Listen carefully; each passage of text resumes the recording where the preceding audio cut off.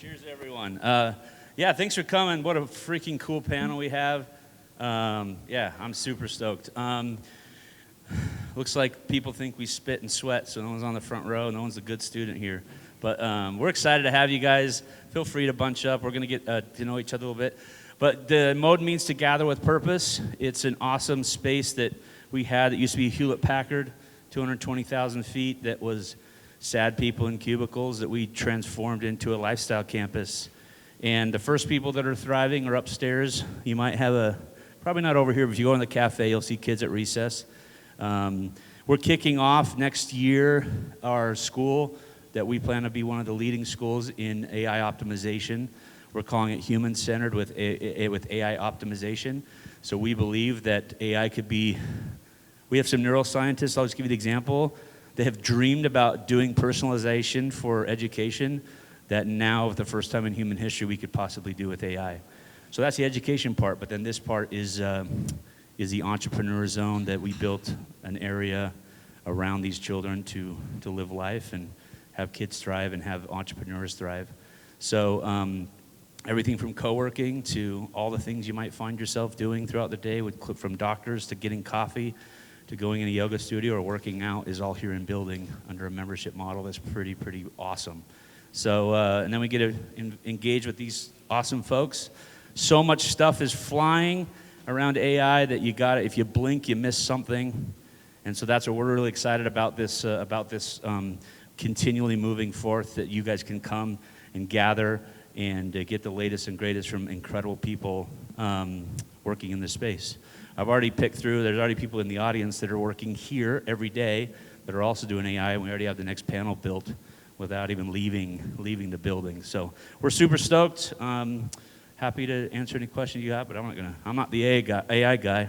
I know ChatGPT and a few others, but these guys are way beyond my abilities. So thanks. Perfect. Round of applause for Luke and building this amazing concept here. Grateful for him and his family. And again, grateful to have you guys. This is going to be the first of many cool AI events. We are going to be hosting, as part of our co-working membership, we're going to be hosting weekly AI. We called them show and tells until Adam said, you got to call it this. Tell them what you do with your group. Yeah, I'm part of a mastermind, and we call them hack and tells. Just a different way on the name, but yeah, I think that'd be a good concept, right? Yeah, so once a week, Wednesdays at 1 o'clock, we're going to come right here at one of these TVs. There's usually couches here. We'll sit around for anybody who's available, and it'll be a show and tell, hack and tell kind of moment where someone who's learned something or is doing something in business will literally put their computer up on the TV and be like, guys, look what I just learned, and look what I can do. AI, you get on YouTube, you get on TikTok or whatever, you hear the concepts, but how on earth do I actually link something to how do I do it? Somebody said to me the other day, you can now put in either Claude or ChatGPT, whichever one it was, your health goals, and it'll create a meal plan, then order from Walmart delivery. It'll show up, and the recipes will all be right there, so you have very little decision making and can save time. That sounds great until it's how do I do that, right? And we can go on ChatGPT and ask ChatGPT how to do it, but we're going to do those show and tells so you actually see in practice how to use AI most efficiently. And so if you're interested in joining Mode on a co-working sense, if you sign up today, we're doing the first month free here, and you get this beautiful co-working space. The gym is part of that. Quinn, where's Quinn? Raise your hand. Over here on the side, Quinn's our head of community and membership, and so if you're interested in joining Mode on a monthly basis and being part of these show and tells, go chat with Quinn, and he'll get you all set up. And so we have a few cool things. This is how today will flow. I'm not knocking any other networking experience, but most of us have been to 1,000 networking events where we all take turns coming up saying who we are and where we work for, and by the time we get through it, you forget who's who and who does what. And so we're going to try to change the way networking's done. We're going to create more efficient networking events, almost like speed dating, where you actually get to sit and talk to people and do that. So how today will go is we're going to start with some questions. I'll ask questions. The panelists will share some questions for about 30 minutes. Then we're going to break this setup, and each panelist is going to go sit at one of the tables. We will then have 7 to 10 minute breakout sessions where you can go sit with the panelists you want to talk to in a little more depth. And for 7 to 10 minutes, that table will discuss AI and what you're doing in your businesses, and then we'll rotate and move around. And if 10 minutes is too short, let me know. We can be flexible with the way we do this. They're not meant to be the experts at the table, meaning you may say, hey, I'm doing something really cool in my business, and you can share, and the whole table will discuss. They're just available at the tables to answer questions or start a discussion with that. Chris Kiefer here on the end was at one of our men's group nights, and he showed us his NFL prediction app that he built probably in a couple nights as a hobby in his house. So there are really cool things that some of these guys are doing, but you may be doing that stuff as well. And so make it a more of a discussion, things like that. We will then come back for the last portion of this, and it'll be audience Q&A, and it's meant to go a little deeper into AI. So we're going to start with some basics. For some of you, you've got the basics down. Others, brand new to AI, scared of it, don't know what to do, and all that. We'll cover that this first portion. The last portion is meant to be a little more advanced. Let's get into the nitty-gritty of how we do stuff. And hey, I run our company is the perfect example. We run 20 businesses in here at once. How the heck do we use AI to be more efficient? And I'd love to hear those kinds of answers. So grateful you're all here. We're going to start with self-introductions. We'll go down the row here, and then we'll get into some questions. So Rico. Thank you, Scott. First, I just want to thank Luke and Scott for inviting me to this event, and it's so exciting to see so many people excited about AI. And I know that I dove headfirst into AI back when ChatGPT came out, and I was so excited. When you love shiny objects, it's kind of hard not to get excited. But you guys all have heard the term, the death scroll in social media, right? Has everybody heard of that one? So you just scroll, scroll, scroll. Well, have you guys heard of the death chat? Like you start chatting with GPT or you chat with Claude, and it's just like, what would you like to know next? What would you like to know next? And it's like you spend hours. The next thing you know, you've accomplished nothing. And so being a business owner of owning service businesses, I don't need to chat. I need to do, and we need to execute. So it became kind of my passion to figure out, how do I empower my employees? How do I empower my companies to go from a situation where we have access to information, but actually taking that information and executing? So it's really been something that I've been working to build tools that I give to all the employees in my companies that give them the ability to execute and execute quickly. So instead of looking to trim down my workforce, it's actually give my workforce superpowers. So I'm looking forward to being able to chat with you guys today and hear some of the great things you guys are doing in AI and being able to share with you some of the things that I've done. But I'm just grateful to be here and grateful to have the opportunity to talk to you guys today. Thanks, Rico. Perfect. Peter. Check. Yeah, great space. I'm actually a co-working member here, so if anyone's interested, I'd highly recommend it. I'm usually here at night, so if you see me, say hi. But I got my start in software about a decade ago. I learned how to code when I was 19 years old, built my first app, did that for a handful of years for a few startups. Then I started a logistics company with my brother. We scaled that to about a $4.5 million a year business. And there was actually a ChatGPT moment. I remember it was a pre-ChatGPT world and a post-ChatGPT world. And it was one day running the logistics company. I hear ChatGPT 3.0 was just announced, went public. I did my first coding prompt with it. And I was at that day, I was like, all right, I need to do something else. And so I ended up starting a software company built around logistics. And we're going to incorporate artificial intelligence in this capacity platform. And yeah, that's what I do. In 10 seconds, because what you do is really cool, just tell them what your company does. So we're building Honk/dispatch robot, if you see me on LinkedIn. But it's basically a real-time capacity map for trucking. So there's about 4 million trucks in the United States. Trucks move about 70% of all things by weight in the United States. And there's no easy way to find or book a truck online. And so what we're doing is digitizing the entire state of logistics. Cool. Who would have thought that's here in Liberty Lake, Washington? We love it. Perfect. Nick. Hi, guys. My name's Nick. I'm kind of a local cat up in here. I actually run the barbershop over there, so if you guys need a haircut, feel free to come by after. No.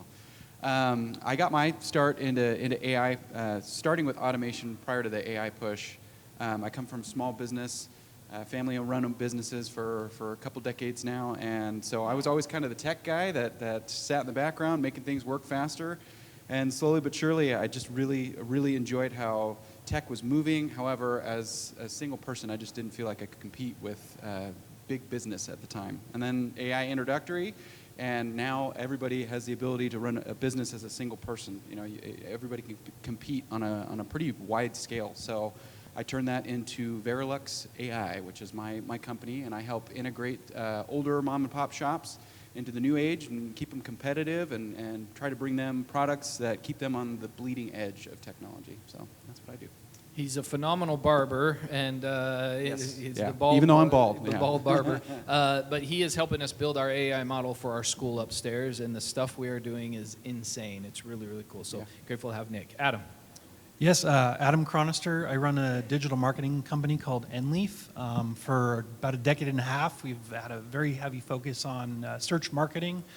And with the emergence of AI, of course, that's one more piece of real estate that people want to understand how to get more presence and visibility in. And so we still do a lot of those traditional things, SEO, Google Ads, website design, but more and more we're starting to merge not only the operations side of what we do and eventually to our clientele, but also how do you show up in these other areas of real estate. So happy to share kind of what we're doing and seeing how it blends into everybody else's here. So He is also the local Costa Rica expert. So if you're planning a trip, talk to Adam.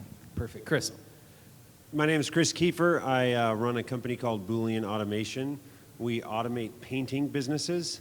So I like to say it's everything in the office. We don't know how to paint houses with robots yet, but all the data, contracts, reporting, anything that can be done on a computer to operate a painting company, that's what our business automates. My specialty or area of expertise specifically is in like the data architecture and the app selection for integrating all the apps together in the painting businesses. It's a crazy niche that every time I tell people, they're like, that's really weird. I also think it's weird, and it's a longer story on how I got there, but yeah, we have 28 painting businesses around the country that are all 5 to 20 million in size, and we are their backbone of the making them as efficient as possible. And then the only other thing I would say is, so I'm local to the area. We've got 5 kids. My wife, they're actually back there. They were at the park and they wanted to see Dad talking. So I love families. I love dad entrepreneurs, mother entrepreneurs. And something that I'm very passionate about is I believe that the future is going to be owned, the economy will be owned by businesses that are choosing to integrate AI into their business.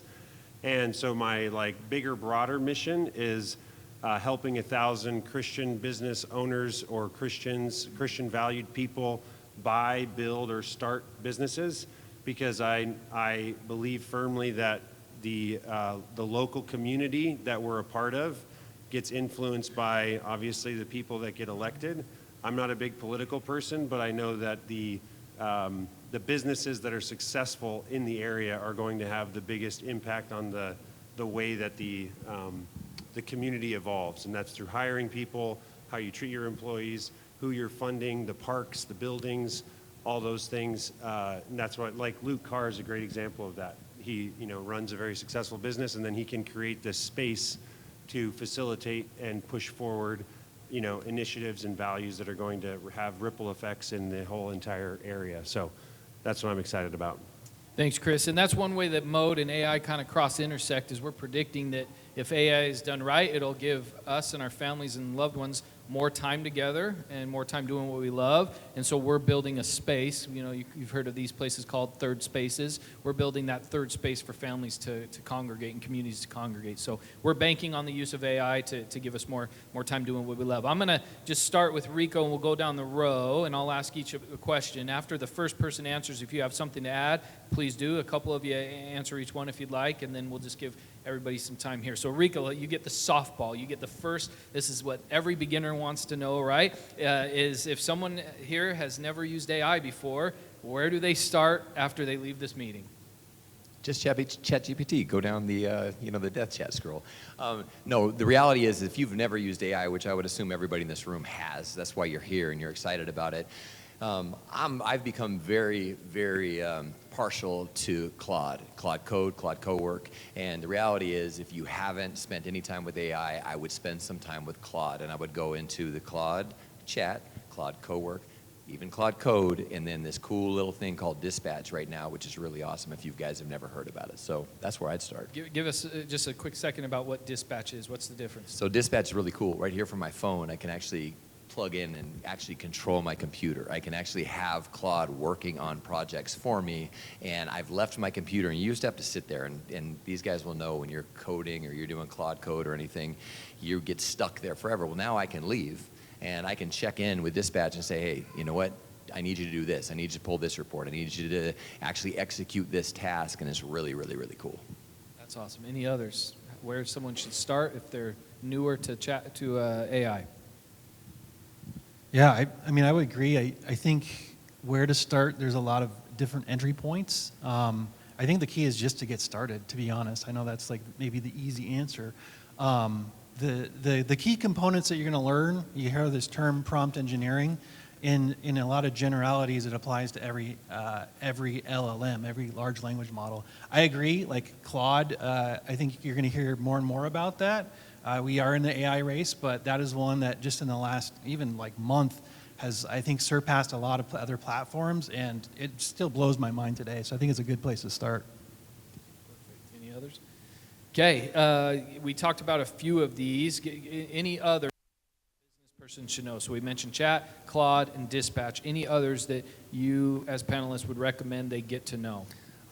I would say there's an amazing skill set that if you take the time to build, you use, it's called Higgsfield AI, which has every video and every image creation model known to mankind on it. And the things that you can do with creating video and images, again, Gemini has made most of the best technology. You got Nano Banana 2 now, which is better than Nano Banana Pro, but you would be absolutely amazed playing around with just some prompting to see the types of images that you can actually create, and then you move that over into VO3 or something else, which is a video creating app. You'd be amazed. Like, it's getting, if you prompt things correctly, utilizing all the camera angles, using all the camera lenses, using all the lighting prompts and everything in there, you'd be amazed at what can be produced with just a few hours at your computer when it comes to image and video generation. So amazing. One thing I would say is an app that is very simple. It literally applies to any business that does virtual meetings, but it's called Granola. And the reason I like it, I use it all the time, is because we all have those note takers that join the calls and you can see them. Granola specifically, it just is installed onto your desktop itself, so you can actually, it listens to your system audio, and it's not a recording, it's a transcription of the meeting. So it's like, in Washington, it's a two-party consent state for recording laws. Well, with Granola, you're not actually recording anything. And I'm not a lawyer, by the way. This is just what ChatGPT told me. So because we're not recording anything, it's as if I had a assistant that wrote down every single word that happened in the meeting live, but nothing is recorded. So I can have Granola for phone calls or whatever, and then you can build these recipes, they call it, so that at the end of the meeting you can write a standardized way that you want your follow-ups written, or you could send a Slack message with the key takeaways, because every AI note taker has their general output that's just like way too long, like here's everything that happened and all the tasks, where you can fine-tune that with Granola and get a very specific output for all your meetings. That's one thing I would say. And then the only other thing is all the AI models are going to get better when you let one person in your business use an account. It's very tempting as a business owner to share and say, like, everybody just log into the company ChatGPT account or whatever. For that reason, Gemini, if you guys already have Google Workspace for your email and whatnot, Gemini is a great, like, no-brainer, because everybody has Gemini because you have a Google account. And so as far as the cost per person, you don't have to use ChatGPT just because it was the first one that came out. But that's the other thing that I would consider. And I also am a big Claude fan, which kills me because I pay for Claude for myself, and we're like turning it into like this incentivizing, whatever that word would be, to like once you hit certain benchmarks of proving that you're using AI at maximum capacity, we'll actually pay for a Claude subscription or a Claude Pro subscription for you. but we want you to at least use something, and Gemini is the one that's free and easy for anyone that has a Google Workspace account. Amazing. I'd like to piggyback on that just a little bit, and thank you for that on granola, Chris, because I didn't even know that. I've known about the fathoms and all those kind of things. That's great. I'm going to check that out. One thing that has saved me countless hours, WhisperFlow. You can use actual, with the voice, things on all of the different engines and models, but WhisperFlow goes across your computer. You don't have to type anything anymore. You basically talk to your computer, it transcribes it, it gets to know your speech patterns, it takes out the uhs and the ums, and literally, it 10x's your actual workflow. I don't know if anybody else up here. Yeah, Okay. WhisperFlow is fantastic. Yeah. I've heard of one other practical use as well with these note-taking AIs where there was a group I was listening to on a podcast, and they would have the notes, the granola type app going during their executive meetings. They had a system where it would automatically upload to, I can't remember if it was Claude or Chat, and it would go through and prioritize what to do next and then give suggestions on decision-making based on all the other stuff in the company. So their executive sort of the aftermath of their executive meetings was all automated in a really, really cool way, as if they had another executive on the team helping with that stuff. So there's one practical use. Peter, let's have you start with this one. If I run a small business, what are a handful of things I should be automating today? Claude, please increase revenue by 10x. Make no mistakes, please. I would try to automate very specific tasks and then expand from there. Sort of a land and expand approach. What you'll notice using these AI tools, at first you're going to be amazed and you think, for sure AI is going to take everyone's jobs. And then you'll use it for a week and go like, what an idiot. It will make the silliest of silliest mistakes consistently. So knowing where the failure modes are will give you insight as to what you can and cannot automate. But I personally, if I was running a service business or a small business, I would not do anything that is revenue generation. I wouldn't touch that. Like maybe cold outbound I would potentially look into, but just do things that are not revenue centers in the business. See how much you can automate. Anything that is bookkeeping, tax filing, rudimentary sort of data entry, I would do as much as I can with AI now. Maybe sales emails or other things that can drive revenue, but would you automate that? It depends on your business. Sales emails, honestly, there's Claude speak or ChatGPT speak, where everything is just superficial and polite. If that goes against your grain as a business, if you're doing a painting company, maybe you don't need a paragraph to do a quote. You could just do it in one line. Just play with it. I do not have more advice than play with it and see what works for your business, and start with just the simplest possible boring tasks. Great advice. Others? Go ahead, you got first. I think it really kind of depends on the business. One, I would start out with kind of the cores of do you have SOPs? Do you have a standard operating procedure in your business? If you don't have that, I think maybe start there, right? I know for us though, anything that is kind of redundant in our business, we kind of automate. And I'll give you an example, and you can maybe apply this to your own business because we all have different business models here. We do a lot of press releases, and I realize that press releases are very formulaic, right? You're figuring out the date of the event, the key components, you're getting a quotation. So this is something that it's the same formula over and over again, whether I do it or you do it, whether it's about this event or that event. And so that's a perfect scenario of something you can replicate, something that has a formulaic system or output. There's no reason to be doing that over and over again. Now, when we started doing this, we started doing these with Google Sheets. At the time, we had to use third-party plugins. Eventually, that moved to Google Apps Script. But now, today, every one of us can actually integrate any of our LLMs, ChatGPT, Grok, any of these into either Google Sheets or Excel. They all have integrations now. And so that's a great asset to use. Figure out what are the steps I do in a particular process. Is this something I'm going to repeat over and over again? And now how can I utilize LLMs, if not Google Sheets with that integration and streamline that process? Yeah, I think I'm going to go contradictory opinion.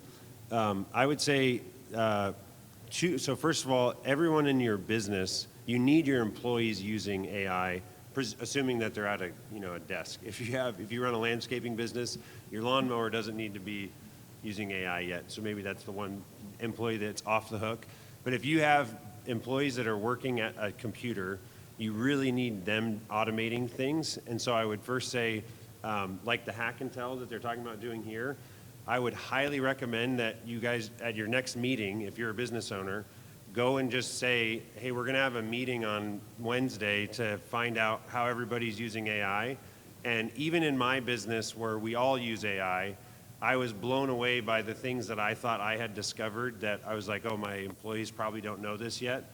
And there was a few that, I showed them a couple things, but then just like creating a space to start knowledge sharing amongst the team is like a really low hanging fruit. And you might find out that people are like, I don't know how to use anything.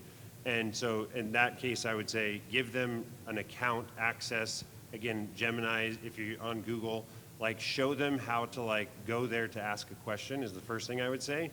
But then more broadly, when it comes to like business operations, the biggest piece of advice that I tell painting companies all the time, and this applies to any other industry as well, is AI still doesn't get you off the hook of having a vision and a purpose and a direction for your business.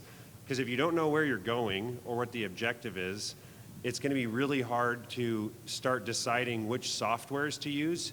And I think one of the things that paralyzes most business owners is you go shopping for softwares, for AI, for agents, for features, and going shopping is really, really overwhelming. What you need to do is make the game plan, and you could use AI to help you work through like what are our quarterly big rocks or whatever, but figure out like where is it that I'm trying to get, and come up with the features and the problems that you're going to encounter along the way, and then go hunting for the specific tools, apps, things that you need to automate in order to get to that direct point, because it's very tempting to go zigzagging all over the place at these different really cool features when in reality it's like that where I'm trying to get is over there, and now I'm like automating this one thing and that other thing and whatever. So that's my biggest piece of advice is like automate individual peoples, let them kind of play around. But when you get into like starting to automate the whole business process, you really got to make sure you're locked in on the objective, and then make a plan of how the business needs to, or what the business needs to actually get to that objective, because a lot of times people burn a lot of time and energy making really cool toys that aren't actually moving the needle towards the most important thing.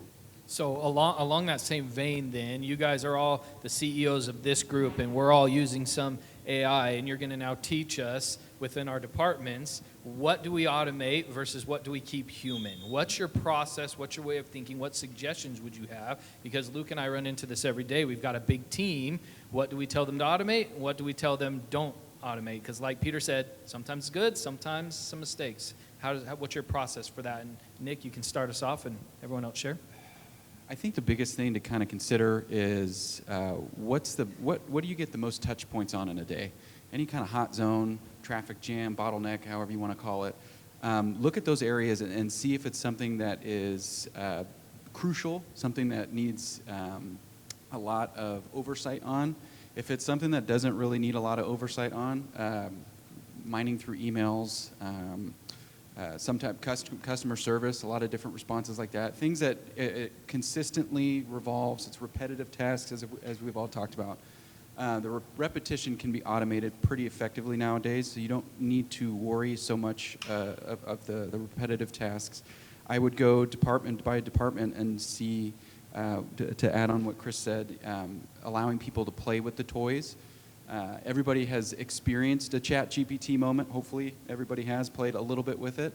So getting your folks used to using a program like that, interacting, talking, prompting, and then watching the tasks kind of erupt. I think humans innately have a great ability of wanting to make things work faster.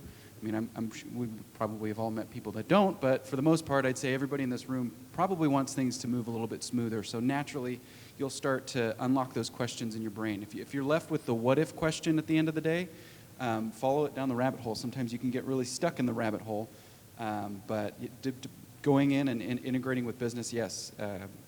Check out what are really big hot spots, see if it's something crucial, and then ask the what if question. Is this something I can pass on to not a human? What would it cost comparatively? A big question is it cost effective to implement something in certain departments? And that's the next step of, I would say, of the phase of trying to implement department to department. Is it going to make sense for me to elevate this to a person or to my AI? And if so, then make the choice. One thing that I find is you need to understand what problem am I solving. Yeah. Everything you sit there, you look at your team, and there's things we know as business owners, we're aggravated, things aren't getting done. Why aren't you getting this done? Or why am I not getting this done? What problem am I solving? Because it's really easy, again, to get the shiny object syndrome. It's like, oh, I want to build this cool. This tool would be so cool. This tool would be so cool. And at the end of the day, if it's not solving a problem and it's just a cool enhancement, well, you've wasted a lot of time. But if I can pinpoint the problem that's being solved, and I say, this is a real thorn in my side, or it's a thorn in my employee's side, the question I got to ask is there a way for me to automate this? Is there a way for me to automate this? Do we solve the problem and make the solution better by having an automation, or better by bringing in another person? And more times than not, you'll find by taking that really direct approach, you'll be able to combine both the automation and the person and create a really great solution. So I just think it's identify the problem specifically and deal with that before you deal with anything else. Perfect. Yeah, I think for us, we've ran into this a lot in our company as well. Like, anytime you start talking about AI, if you have a team, I think the thing that goes through people's heads, whether they tell you or not, is like, is my job going to be replaced? And so we always like to communicate what is the plan and the objective of automating this particular task. For us, for example, we reworked our entire reporting system. We realized that we were spending way too much time actually doing the reporting as opposed to actually communicating the value points of that reporting to our clients. So I got our team together and I said, hey, we're going to start doing a better job of automating this. And the goal objective is actually to have more of a human touch. So instead of spending all your time cutting and pasting and putting data here and there, let's get that whole thing automated so that you can have more time dedicated to that human-to-human interaction, right?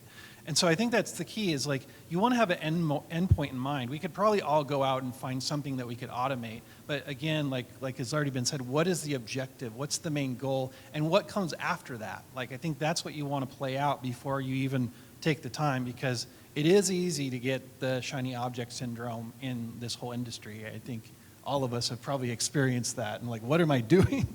Yeah, I have one quick thing to add. I completely agree with you. Got to make sure your team knows the goal, like what we're trying to do with the business and how they fit into it. Because I completely agree that AI is just going to, if not that there are certainly going to be businesses that try to shrink the headcount and not grow revenue. Most businesses are going to try and keep headcount static or somewhat stable and increase revenue. And your employees need to know that. But as far as what can be automated, I would say literally everything can. But there's a great framework that you can teach called the 10-80-10 principle. So I like to think of AI is going to do the 80% of most any task in the business.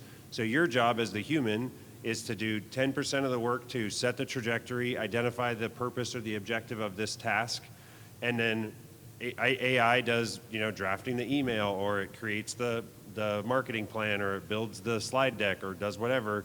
And then the human comes back in at the end for the 10% to refine and verify and hit send after doing that. So 10% human, 80% AI, 10% human, and that's pretty much, in my opinion, every single task benefits from that, no matter how big or small. And that's what the role of the human is in the loop. Perfect. Can I throw out a broad one? Adam, you'll start us off with this one. 3 areas everybody wants to improve in AI, and that's marketing, and sales and decision making, right? How do I increase my sales? How do I do more efficient marketing and decision making? You talked about reporting. That's a great one, not just to your clients, but now to our team, the KPIs, the reporting, and stuff like that. So this is a broad question, but with marketing, sales, or decision making, again, you guys are CEOs of this group. What are you implementing? What would you suggest, whether it's the actual AI app or whatever, or the strategy or the system to improve either marketing, sales, or your decision making? Yeah, again, I think it generally depends on the business, but I like to start with this concept that a lot of these large language models are, I call them like your second brain, right? Depending on how long you've been using a large language model, it probably knows, we used to say the search engines know more about me than like my spouse. Well, a large language model is like 10x that, right? So now you start reverse engineering that and saying, what can I do with that? I'll give you an example of what we're working on, and this is like maybe a couple levels beyond where people want to start, but just to set the tone. We have, some of you may have heard of these new agentic systems, OpenClaw is one of them, and there's a bunch of others that are rolling out where they will actually automate a lot of the systems. So I'm in the process of actually authoring a book.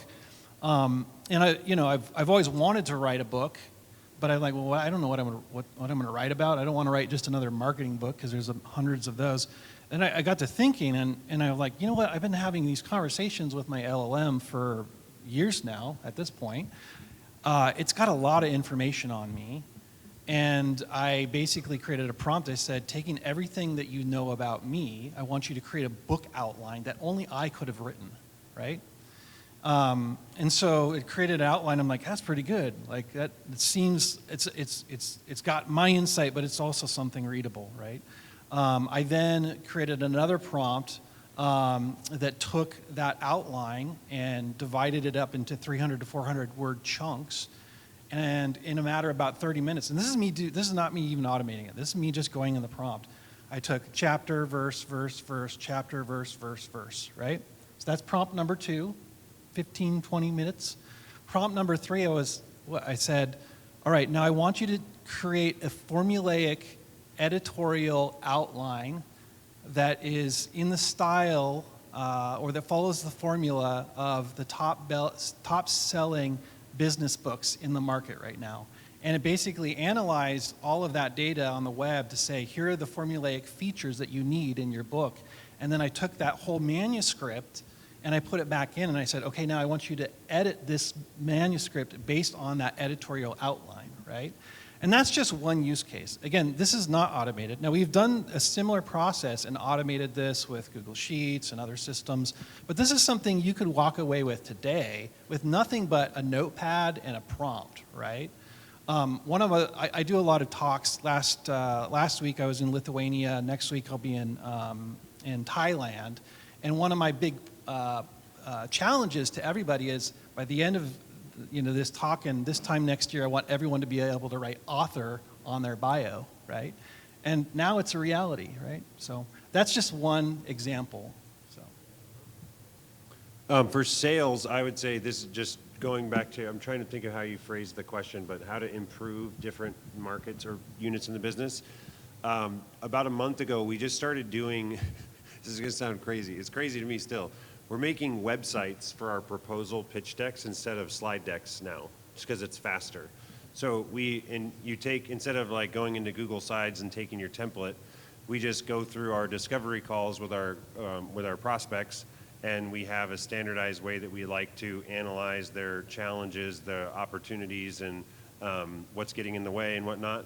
And so we're making full-on like beautiful HTML animated websites that we click through just like a slide deck. So the end use case is identical, but and we even base it on like here's our standard slide deck that we typically use, but I want something that looks cooler, more futuristic, more like high end, and I want to be able to click through like build by build on a slide. And so now I can make an entire slide deck that's without a graphic designer that looks way better than anything we've done prior. Just by feeding in the transcript, and then you go back through and you review. So that's from a sales standpoint, like super easy to do. We do it using Claude, so you can just install. I would highly recommend using the desktop version of Claude Code specifically, so that it gets into more technical stuff, but yeah, that's you doing slide decks is an easy one. You're making these sites specific to the client that you're sending this out to, so their whole logos, maybe even get creative as, Chris's pitch-to-mode.com kind of a thing, and they're going in, and that's pretty cool. Never heard of that. That's awesome. Any others? Marketing, sales, or decision-making? I would not trust it with decision making. AI is neither smart nor dumb. It is predictive based on what you told it. It's very important that the hardest thing to do is to ask the right question as opposed to getting an answer. And so what I've noticed personally is there's been two huge direction changes in our startup. And at no point did I ever ask a question how to improve it, and the AI said, take a step back, zoom out, you're asking the wrong question. It cannot do this. This is really difficult. And it's because AI can only answer in the affirmative due to the computation space. It gets a little bit nerdy, but a good way to think about this is how many different ways could you not make oatmeal? Could you make oatmeal out of rocks? No. Could you make oatmeal out of airplanes? No. Could you make oatmeal out of gasoline? No. It turns out you can ask that question to infinity. This is the negation territory. The only way to make oatmeal is one correct way. That's the affirmative. AI can only answer in the affirmative. So if you ever ask it something, just know that the way you ask the question is you're biasing the answer for that question. And so the other thing I want to make sure that this is not just like a panel of just talk and automation and whatnot. How many of you, raise your hand if you could walk away today and start automating things? If you even have a mental capacity to start automating things. Okay, a few hands, right, pretty good. By the way, key advice, ask ChatGPT, how do I automate things? It will find some good tools that tell you how to automate things. Keep it really simple. AI is the greatest computer program ever made, but it is a computer program. It is not a thinking machine. There's no intelligence in this. There's nothing about AI getting smarter. Do you guys know the difference between large language models and agents? Anyone? Okay, a few hands. So when you hear all this terminology, agents are large language models with tools written by people. There is no capacity where somehow magically AI learned how to access your Gmail account. Somebody wrote code to access your Gmail account and then let the LLM call this tool. So there's no magic here. A lot of it is just hard work, a lot of it experimentation. Don't get sort of intimidated by all this terminology. Experiment, ask, but just know that the way you ask, you're biasing the answer. These are really good warnings too. Have you heard of the car wash dilemma? That if you ask certain AIs about the fastest way to get to a car wash and you're 100 feet, it'll say, oh, just walk because you're close, right? So it'll tell you don't need your car. So there are still some gaps there. And so, Rico, you look like you got an answer. But with decision making then, what could be the things that you use it for? Obviously, AI is not necessarily making our decisions, but how do you use it to improve your own decision making? And answer whatever you were going to say. You don't have to answer that one. I mean, the thing is that Peter brings up an incredible point, is that it is tremendously biased towards you. It's just a culmination of all the intelligence that's already existed in the world. AI is not making anything up on its own. When you talk about, again, Adam brought up a great point about making a book. Okay, it goes and grabs all the greatest material, all the greatest authors, all the greatest content out there, and it'll recreate something and gives you always positive feedback, and it's always biased. Two things I would say help that. One, you can have it play devil's advocate. You can tell it, I need you to play devil's advocate. I need you to tell me I'm wrong, if I'm wrong, whatever. And that's still, it's not perfect. But the one thing that I find that will speed up the process, because it does know so much about you, and I don't know how long this tool's been there, but I found it about a week ago, is incognito mode. If I go into my Claude, or I go into Perplexity, or I go into chat, and I go in incognito mode, it is wiped clean of everything it knows about me. It doesn't know anything, and I'll ask it to give me a fresh perspective on X, Y, or Z. That might be something that helps in your decision making. Is, again, you could default to devil's advocate. If you're not getting that and he's still trying to be too pleasing and accommodating, go to incognito mode and just give it a random question without any type of bias. Because Peter's right. If you give it any type of inclination of what you want the answer to be, it will accommodate you. So do everything you can to make it your enemy, not your friend, so that you get an opposing viewpoint. One other thing I would say for decision making is, and this would just be my advice for every business, is you have to start recording.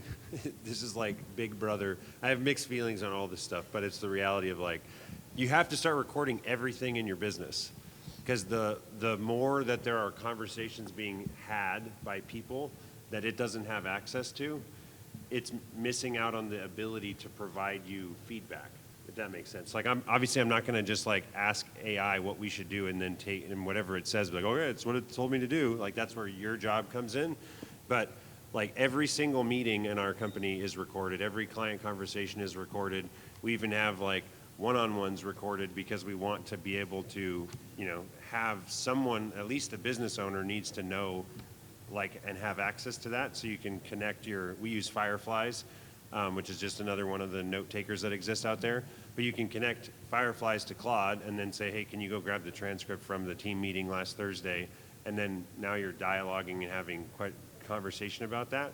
But if you're not giving the AI context, because you have so much context that it doesn't have, like even the stuff that you thought about or experienced before you started solving the current business that you're in, right? It's all affecting the way that we operate. So just like the more information that you can give it, the better. And that only happens if you are having it live somewhere so that it can access that. Can I ask Chris a question? Firefly is in collaboration with Granola? Yeah, so I use Fireflies in all meetings. Okay. I use Granola specifically for the rapid, like the follow-up messages, Slack messages that I want to use. So I don't actually use Granola long-term. I just use it in the moment. I'll even, because it's live right there, sometimes I'll grab what it just recorded and then in the meeting, drop it into Claude and ask for feedback more immediately. But yeah, so Fireflies is like the long-term database of just like every conversation for the last 3 years in our business is in Fireflies.